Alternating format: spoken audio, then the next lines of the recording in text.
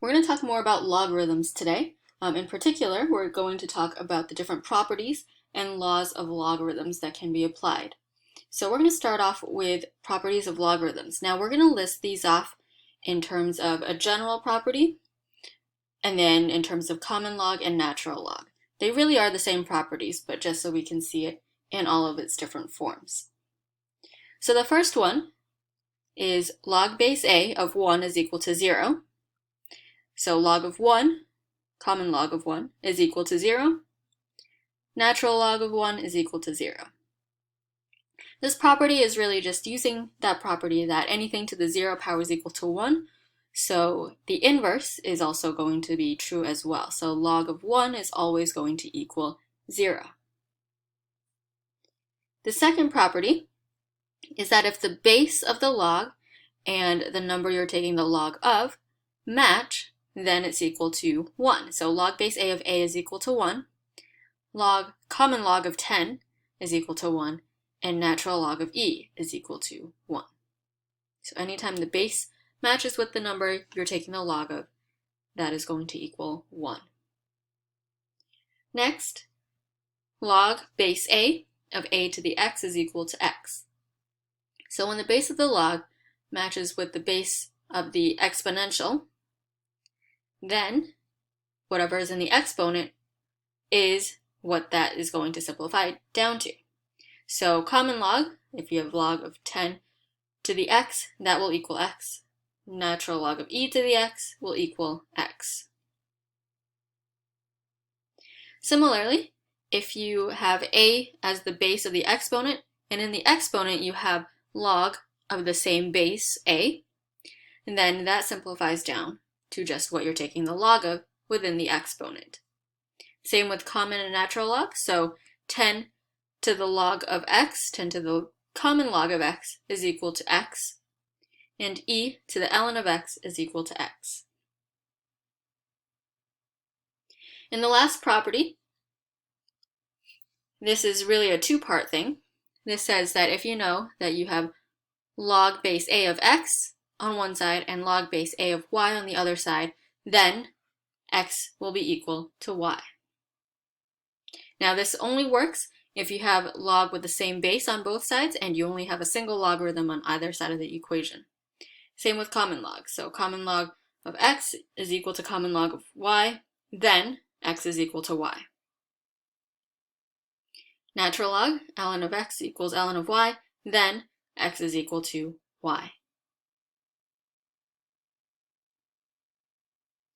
Next, we're going to talk about the change of base formula. So you may have noticed that on your calculator, you see common log and you see natural log, but there typically is not a button for you to put log with any base. Now there is an easy formula for us to what we call change the base. So the change of base formula, so say you have log base a of x, and that's equal to log of x over log of a. Now this works with any logarithm of any base. So here I'm just using common log, but this could also be ln of x over ln of a. You could even do log base 7 of x over log base 7 of a. So for example, if you were asked to find log base 3 of 4, the quick way to be able to evaluate that, if you're using a calculator, is to either put in log of 4 over log of 3, so that's common log. You could also do ln of 4 over ln of 3, and that comes out to be about 1.26.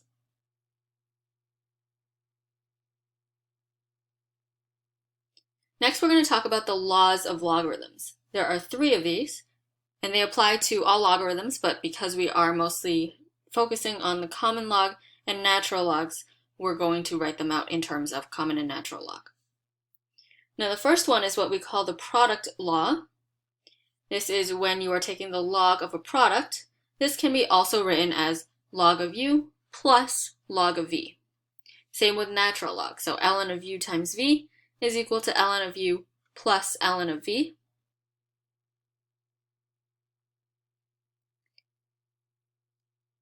In the second one, we have what we call the quotient law. So this is log of u over v, so it's a quotient of two numbers. When you have that, you can write that out as log of u minus log of v. So instead of a plus, it's a minus. Same with natural log. Ln of u over v is equal to ln of u minus ln of v. The last one is what we call the power law. And this one deals with if you have an exponent on what you're taking the log of. So if you have log of u to the nth power, you can take that n and move it out in front. So it would be n times log of u. Same with natural log. If you have ln of u to the n, that's equal to n times ln of u.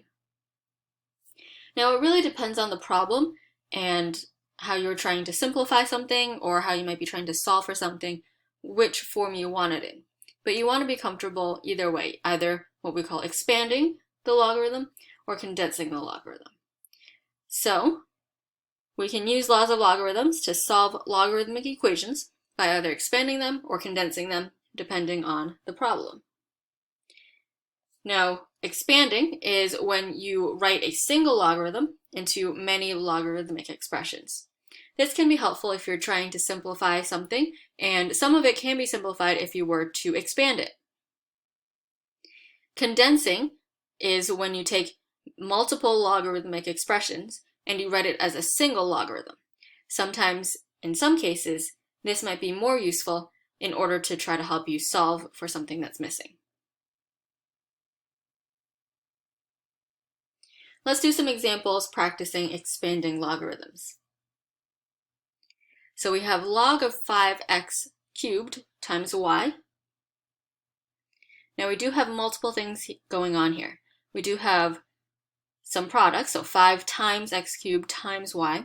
We also have an exponent in there, x cubed. We're going to deal with the product first. So we're expanding it, so we're trying to write it with as many logarithms as we can.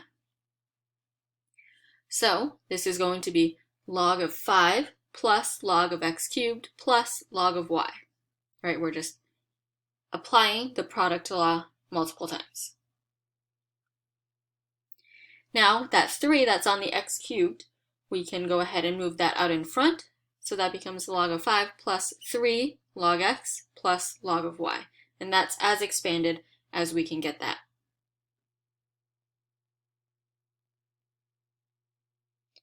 Next we have ln of the square root of 3x minus 5 all over 7. For this one, let's deal with the quotient law first, so we no longer have to deal with the fraction.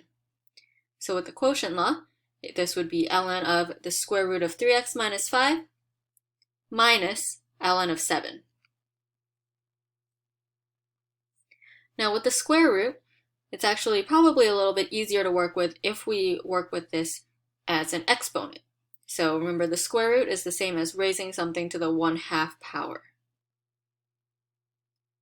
Once you have that, then we can move that exponent out in front. So this becomes 1/2 ln of 3x minus 5 minus ln of 7. And that's as expanded as we can get that. Now let's go the other way. Now let's condense logarithms. So here we have 1/2 times log of x plus 3 log of x plus 1. So now we're trying to condense logarithms. That means we're trying to get it down to one single logarithm. When you see a number in front of log, you want to first start by moving those into the exponent before you do or apply any other laws of logarithms. So in this case, let's move the 1/2 and the 3 into the exponent. So this becomes log of x to the 1/2 plus log of x plus 1 cubed. Now we still have two logarithms and they're attached with a plus, so we know we can write this as a single logarithm of a product. So this is going to be log of x to the 1/2 times x plus 1 cubed. Let's look at the next one. So started off the same way. We see a 2 out in front of ln, so we're going to move that into the exponent. So we have ln of x plus 2 squared minus ln of x. And now we see that they're attached with a minus, so we know we can use the quotient law and write it as a single logarithm of a quotient. So this would be ln of x plus 2 squared over x. Let's do another example where we condense logarithms. Now this one's a little bit more complicated. We have 2 times the entire thing, ln of x minus ln of x plus 1 plus ln of x minus 1. Now there are multiple ways of going about doing this problem. You can either distribute that 2 and then deal with it after that so you don't have the parentheses anymore. Or you could deal with the parentheses first and then deal with the 2. We'll do both ways. So let's start off with the way where we distribute the 2 first. So distributing the 2, we have 2 times ln of x minus 2 times ln of x plus 1 plus 2 times ln of x minus 1. Then you can move the 2 into the exponent, right? We're trying to condense this to a single logarithm. So we're going to move that 2 into the exponent, so this becomes ln of x squared minus ln of x plus 1 squared plus ln of x minus 1 squared. Now, let's deal with trying to condense this into a single logarithm. Start with the first 2 terms. We see a minus in between, so that means we can write this as a quotient of x squared and x plus 1 squared.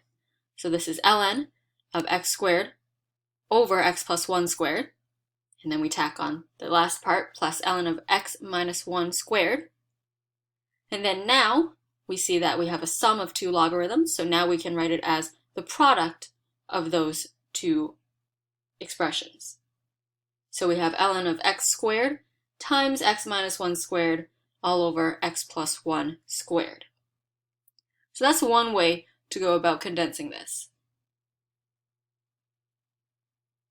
Now, the other way that I mentioned earlier was, instead of dealing with the 2 right away and distributing it, what if we were to condense what was inside the parentheses first and then deal with the 2?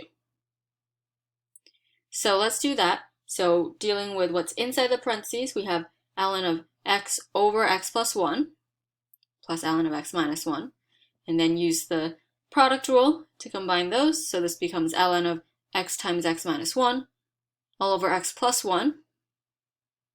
And then now you can deal with the 2. We already have the single logarithm. We just need to move the 2 into the exponent. So this becomes ln of x minus 1 all over x plus 1 all squared.